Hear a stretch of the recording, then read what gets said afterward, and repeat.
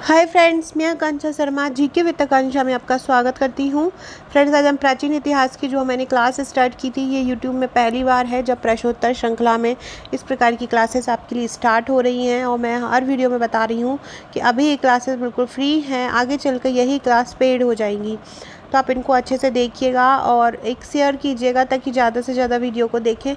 अगर इस पर रिस्पॉन्स कम हुआ तो मैं ये वीडियोस बनाना बंद कर दूँगी। तो चलिए स्टार्ट करते हैं। आगे बढ़ने से पहले चैनल को सब्सक्राइब जरूर कीजिएगा। हमने सिंधु सभ्यता के 5 नंबर के प्रश्न किए थे और कल हमने 11 नंबर के प्रश्न किए थे। उसी श्रृंखला में आज हम 11 नंबर के प्रश्न पढ़ेंगे। पहला क्वेश्चन है, सिंधु सभ्यता के पतन पर लेख लिखो।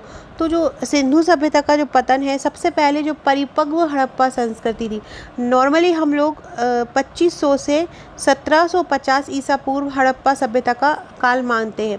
लेकिन अगर आपसे पूछे कि परिपक्व हड़प्पा सभ्यता कब थी, तो परिपक्व हड़प्पा सभ्यता 2250 से होना स्टार्ट हुई। 2250 से बिल्कुल परिपक्व अवस्था में थी और 2250 ईसा पूर्व से 1900 ईसा पूर्व तक ये बिल्कुल परिपक्व अवस्था में रही, जिसके बाद उसका पतन होना स्टार्ट हो गया था। मोहनजोदड़ो की मृदभांड कला में समय समय पर परिवर्तन दिखाई दिए हैं। मोहनजोदड़ो से जो हमें मृदभांड मिले हैं, मूर्ति मिली हैं, कुछ ऐसी कलाकृति में काले ऐसे बर्तन टाइप मिले हैं, उन पर लाल कलर की आकृतियाँ बनी मिली हैं। उनसे हम इस सभ्यता के पतन पर कुछ निष्कर्ष निकाल पाए हैं। हड़प्पा सभ्यता की उत्पत्ति की तरह ही पतन का भी इसका कोई एक कारण नहीं था, इसके अनेक कारण थे जो इस प्रकार हैं। पहला है जलवायु परिवर्तन। विद्वानों के अनुसार सिंधु नदी के मार्ग बदलने से अनेक बस्तियां उजड़ गई होंगी। प्रारंभ में जो हरा भरा सिंधु प्रदेश था, कालांतर में शुष्क होता गया होगा। डॉक्टर राजवली पांडे के अनुसार, डॉक्टर राजवली जो पांडे थे, अगर हम किसी इतिहासकार का नाम लिख देते हैं तो वो क्वेश्चन बहुत ज़्यादा इंपॉर्टेंट हो जाता है। तो डॉक्टर राजवली पांडे ने बताया कि सिंधु नदी के मार्ग में अनेक बस्तियाँ थीं और वो उजड़ गई होंगी, जिससे जो हरा भरा जो सिंधु मार्ग था, हरा भरा जो सिंधु सभ्यता था, वो शुष्क होता गया होगा और जिससे सभ्यता नष्ट होती गई होगी। तो पहला कारण क्या था? जलवायु परिवर्तन। दूसरा है पर्यावरण का सूखा होना। तांबे या कांसे का उत्पादन होता था, जिसके लिए ईंट पकाते थे। ईंट पकाने के लिए ज़्यादा मात्रा में लकड़ी का उपयोग हुआ। लकड़ी का ज़्यादा उपयोग करने से पेड़ों को काटा गया। पेड़ों को ज़्यादा काटने से भूमि क्या हो गई? भूमि नम हो गई, जिससे कि सूखा पड़ गया, जो दूसरा कारण बना सिंधु सभ्यता का कि नष्ट होने का। ये कारण भी हो सकता है। तीसरा है बाढ़ों का प्रकोप। बाढ़ों का प्रकोप डॉक्टर दीनानाथ वर्मा ने बताया। डॉक्टर दीनानाथ वर्मा के अनुसार सिंधु सभ्यता के विनाश का कारण सिंधु नदी की बाढ़ रही होगी। सिंधु सभ्यता का विनाश का कारण क्या रहा होगा? सिंधु नदी की बाढ़ रही होगी। नेक्स्ट है भूकंप, मलेरिया तथा अनेक संक्रामक रोग भी इसका पतन का कारण बने होंगे। नेक्स्ट है प्रशासनिक शिथिलता। रोमिला थापर ने प्रशासनिक शिथिलता के बारे में कहा कि रोमिला थापर ने कहा कि ये तो एक जिस तरह से सिंधु सभ्यता में एक रूपता थी, उससे पता लगता है कि वहाँ पे कोई ना कोई प्रशासनिक शासन था, एक केंद्रीय शासन था। लेकिन रोमिला थापर ने बोला है कि आगे आने वाले समय में वहाँ पे जो शासन था, उन पर अपने पदाधिकारियों पर नियंत्रण नहीं रहा होगा, जिससे अव्यवस्था फैली होगी, जिससे ये सभ्यता का पतन हुआ। नेक्स्ट है विदेशी आक्रमण। डॉक्टर सुशील माधव के अनुसार आर्यों जैसी सूरवीर और बलशाली जाति के लगातार एवं सुनियोजित आक्रमण से भी सिंधु सभ्यता का विनाश हुआ होगा। फ्रेंड्स, डिस्क्रिप्शन बॉक्स में आपको हमारे व्हाट्सएप ग्रुप की, टेलीग्राम ग्रुप की, फेसबुक की, इंस्टाग्राम की लिंक मिल जाएगी। आप वहाँ पर ज़रूर ज्वाइन होइएगा। वहाँ पे बहुत इंपॉर्टेंट मटेरियल आपको दिया जाएगा।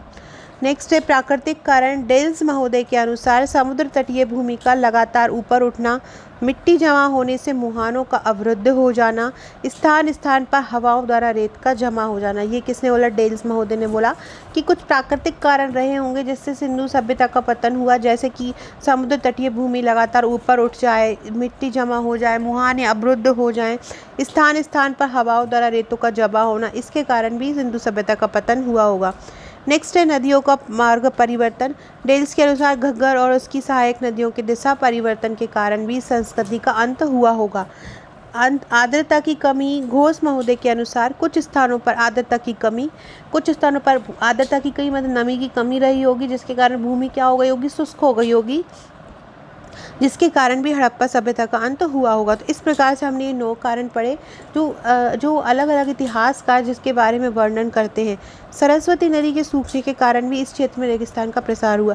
इस प्रकार अनेक कारण इस सभ्यता के पतन का कारण बने। तो इस प्रकार से हमने देखिए पहले हमने लिखा हड़प्पा सभ्यता का, सिंधु सभ्यता का पतन किस समय हुआ, कब परिपक्व हड़प्पा संस्कृति थी, फिर हमने इसके पूरे प्रमाण क्या मिले, मोहनजोदड़ो की मृदवांड कला, फिर हमने इसके पूरे कारण लिखे। इसी प्रकार से आपको 11 नंबर में अपना आंसर मेंशन करना है। अगला क्वेश्चन पढ़ने से पहले फ्रेंड्स, ये मेरा पैकेज है पूरा मेंस का। ये 6 मेंस प्लस प्री का पैकेज है जिसमें 68 बुकलेट मिलेंगी। इसमें 25 बुकलेट आपको मेंस के फर्स्ट से 6 पेपर की मिलेंगी, प्लस मेंस के साथ आपको 8 फाइल्स वर्ल्ड पेपर की मिलेंगी जिसमें प्रीवियस ईयर्स के 5 साल के पेपर रहेंगे, प्लस आपको 12 फाइल 3 मार्कर की मिलेंगी। ये पूरा आपको मेंस का पैकेज रहेगा 45 बुकलेट का।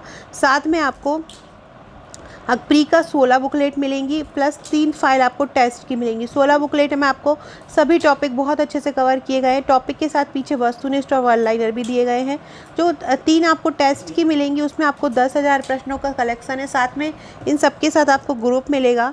जो 25 मेंस की फाइल है उसके साथ आपको 25 पेड ग्रुप मिलेंगे। इन ग्रुप में आपको करंट अफेयर्स के क्वेश्चन और बहुत ही इंपॉर्टेंट क्वेश्चन जो मुख्य परीक्षा में आ सकते हैं वो यहाँ पे एग्जाम तक की तैयारी कराई जाएगी।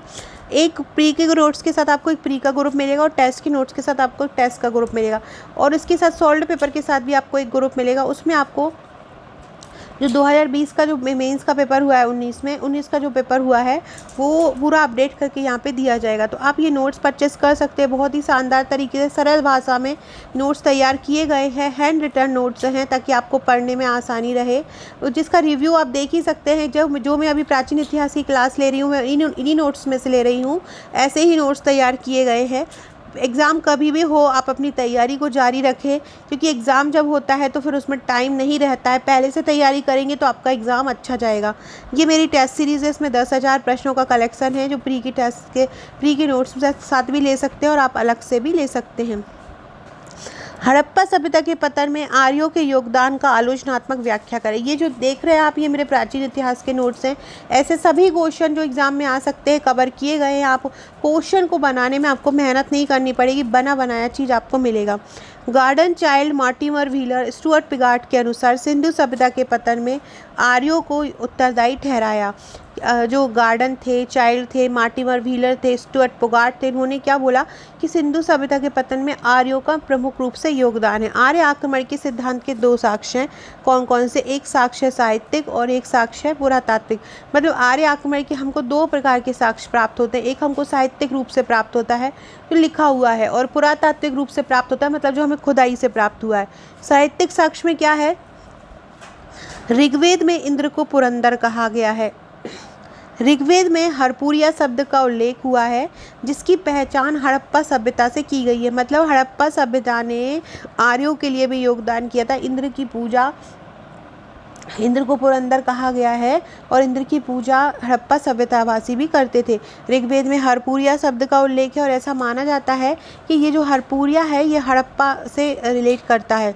इसे और ये भी साहित्यिक प्रमाण मिले हैं कि जो हरपुरिया एक स्थान था जिसे इंद्र द्वारा नष्ट कर दिया गया था।